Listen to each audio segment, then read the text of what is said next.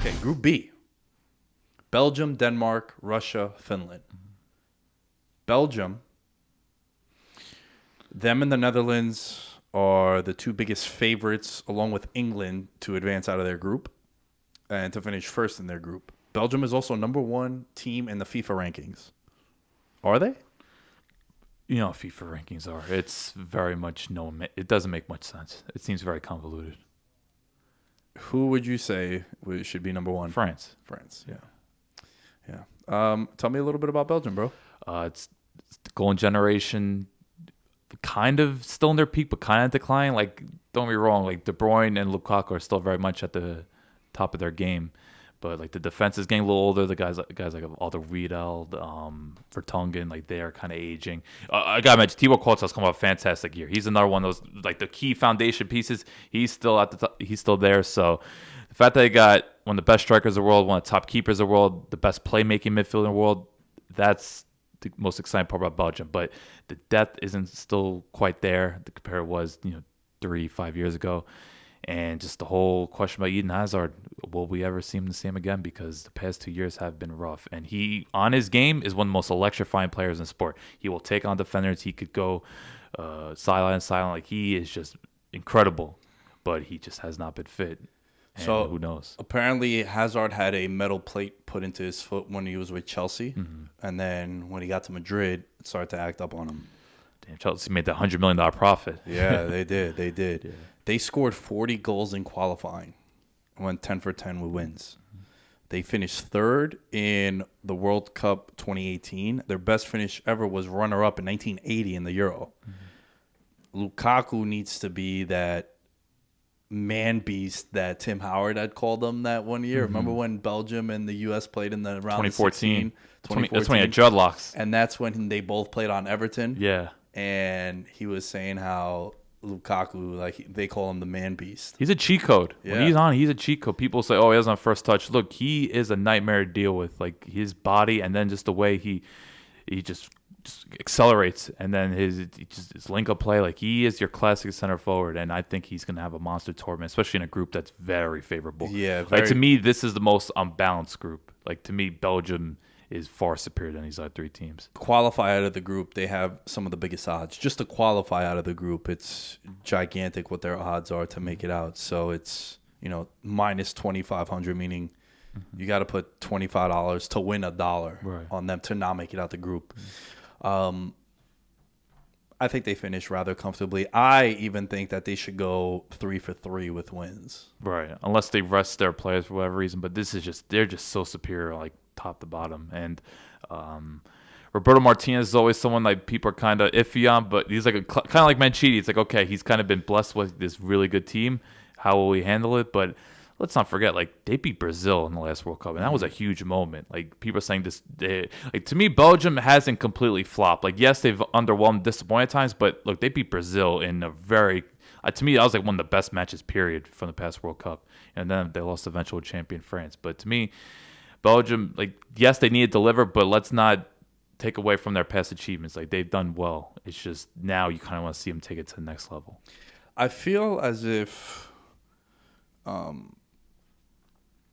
they've had a lot of guys win recently for them too, and I mentioned Carrasco before. He was a guy who ended up playing in China like briefly, and then he capitalized. Remember that little time period in soccer where everyone wanted to go to China just to make that money? He capitalized on it. Yeah, and then he came back to Atletico. He's a guy that always stood out for me. He would be like the super sub for them. They bring him up off the bench and he play well. I also really like Dries Mertens on Napoli. Yeah, Mertens too is a guy that always stood out. Yeah. So yeah, I think they should advance rather comfortably. Mm-hmm. Denmark. They've won all 3 of their World Cup qualifying games. They're rugged. And they've scored 14 goals and haven't given up any. Wow. A lot of inferior competition. Yeah. It's like Israel is on there and some other like... I wonder if there's a Faroe Islands or San Marino in there. But there might be. There might be. But the goalie is one of the best goalies in the world. Love me some Kasper Schmeichel. And... They have a lot of guys that play on like some big clubs. Like Christensen plays for Chelsea. He came on for Thiago Silva in the final, and like they didn't fall apart. Especially with what Silva means to that team. I feel like the key for them and the be all end all is Eriksson. Yeah, he has to be that playmaker, and he's delivered for the country. Yeah, they love him for a reason.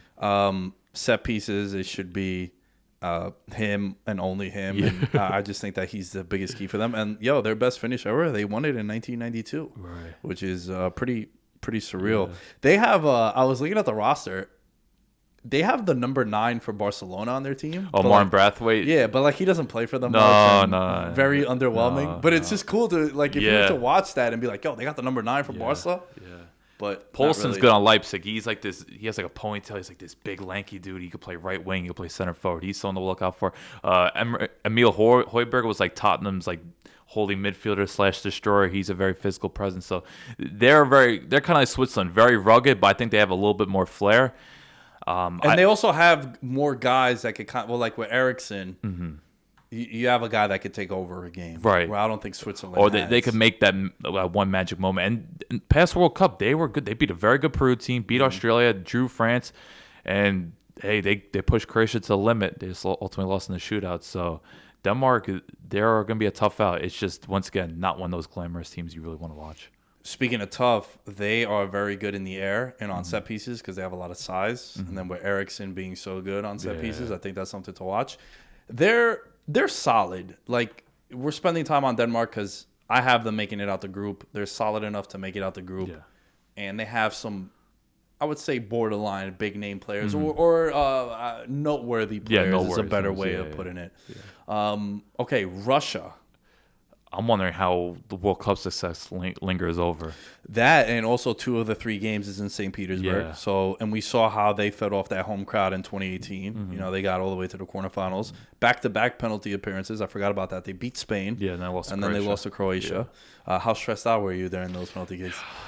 I lost 5 years of my life. Yeah, it's brutal, man. It's the best feeling when they make it through on penalties, but when they lose, it's like so much anxiety goes into that. it's man. terrible. The only time it's a really good feeling is when if you're going second and the team misses first and you get that little bit of a feeling. Yeah. Like, we're going to Croatia a little bit, but like if it's you have that advantage, it's good. But like if you're down, it's like, if they don't save more this, tense. so more tense. right. So this was very interesting. 2 of the 3 games are in St. Petersburg. Their one game is in Copenhagen against Denmark. Right. So it's like they're gonna be which is fair because they just hosted major tournaments. right, so right. like, But it's gonna be fun to see them have. They're probably the only team in the group stages that actually is gonna have home field play a role in those games because 2 of them are going to be at home for Russia, and then one is going to be It's a valid point, in Copenhagen against Denmark. Point, Their best finish ever in 2018, they went to the semis. Remember Arshavin, the dude that went? 2008. Oh, 2008. What did I say? 18? You said 2018. 18. Yeah. No. 2008. Yeah. 2008. When Goose Hidnik was manager, and they had Yaroslav Classic. Yeah. They don't have a lot of like stars on this team. A lot of them play in Russia. But they seem to play well together, and that factor of playing in Russia, what you said, the lingering success from the World Cup. Like Golovin's someone to watch. He plays for Monaco, center attacking mid. He's like one of their more flair players. Be on the lookout for him. But a lot of them play nationally. There's one funny story. So they have a 6'7" striker. His name's Artem Zhuba, and he briefly was dropped from the national team because their video leaked of him masturbating. He was cranking it. Yeah. I don't know how he called it. He got dropped from the national team, but he's like the captain of Zenit St. Petersburg. Zenit's won the league. Yeah. So he's fun to watch just because he's 6'7", but he's big. He's not like a Peter Crouch lanky.